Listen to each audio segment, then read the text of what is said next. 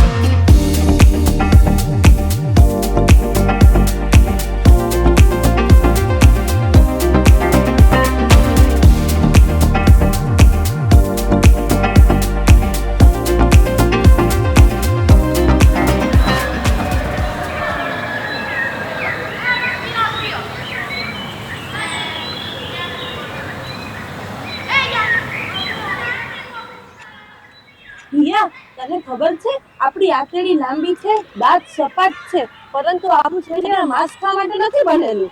અરે યાર રહેવા દે, પ્રોટીન તો આપણી પસંદગી છે અને શક્તિ માટે ઈંડા તો જોશે જ ને. શું ઈંડા માટે પ્રોટીન? હર્ષનું જો મોટા ભાગના રોગચાળો આ બીજ પાંચમાંથી જ આવે છે. તે આપણા સ્વાસ્થ્ય માટે બહુ જોખમની વાત છે. ખુશી, આપ તો ફૂડ ચેન છે. કેટલી વાર કીધું છે જમવા ટાઈમે તમારે નહીં બોલવું.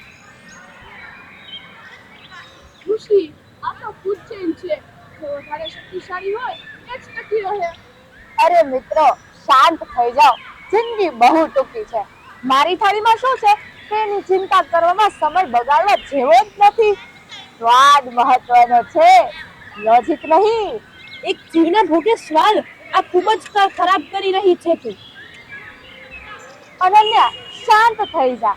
આ માત્ર ખોરાક જ છે. આટલી સંવેદનશીલ ના બન.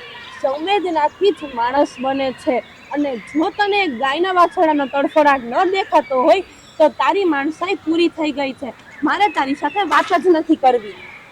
અરે તું ઊભી જા. તારી સાથે વાત જ નથી કરવી. તારા પેટ માટે કોઈનો જીવ લીધો અને ધરાઈ ગઈ એટલે એને ફેંકી દીધું. એક આખી જિંદગી વેડફાઈ ગઈ દીકરી. દીકરી, આ તું શું કરી રહી છે? મેં મારા સંતાનોને બધું જ આપ્યું, પણ તે શું કર્યું? તમે કોણ છો? આ બધું શું ચાલી રહ્યું છે? હું પ્રકૃતિ છું, માનવ, પશુ અને આખા ધરતીની માતા. પણ આજે હું તારાથી નારાજ છું દીકરી. પણ મેં શું કર્યું? આ બધું તો વર્ષોથી ચાલે છે. બધાએ કરેલું પાપ તારું પુણ્ય નથી બની જતું દીકરી. તે ક્યારે વિચાર્યું કે એ નાના બચ્ચાને પણ તારી જેમ જ તે રમવું હોય છે, એમની આંખોથી આખી દુનિયા જોવી હોય છે અને દોડવું હોય છે. પણ આ વધુ પૈસા અને વધુ ઉત્પાદનના લાલચમાં તે મારા સંતાનોને માત્ર વેપારની વસ્તુ બનાવી દીધી હતી.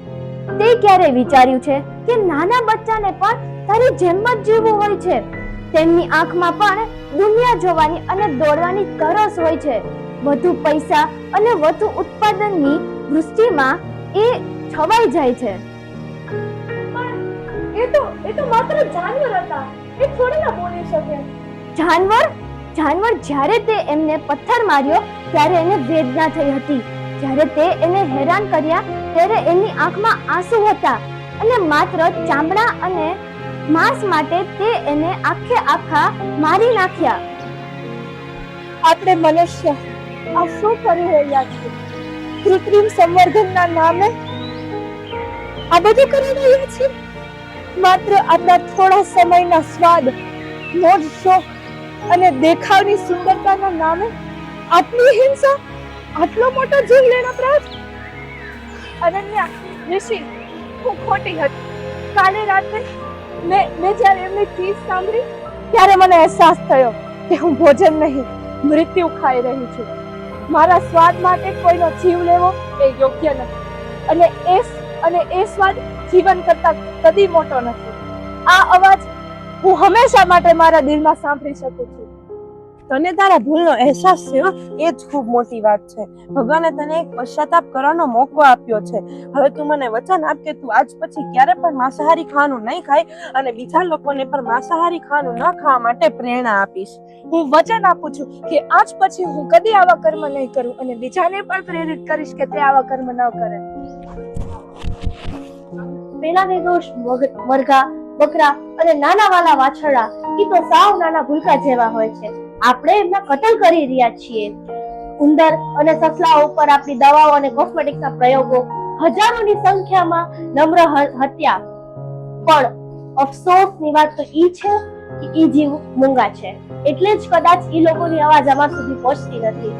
એ તો મૂંગા છે, પણ આપણે તો સાવ બહેરા અને હૃદયહીન બની ગયા છીએ. તેમની ભયાનક વેદનાનો અવાજ આપણા સુધી પહોંચતો જ નથી. જો આપણે આ મૂંગા પ્રાણીઓની હત્યા કરતા રહીશું તો શું તેમની હાય આપણને ક્યારેય છોડશે?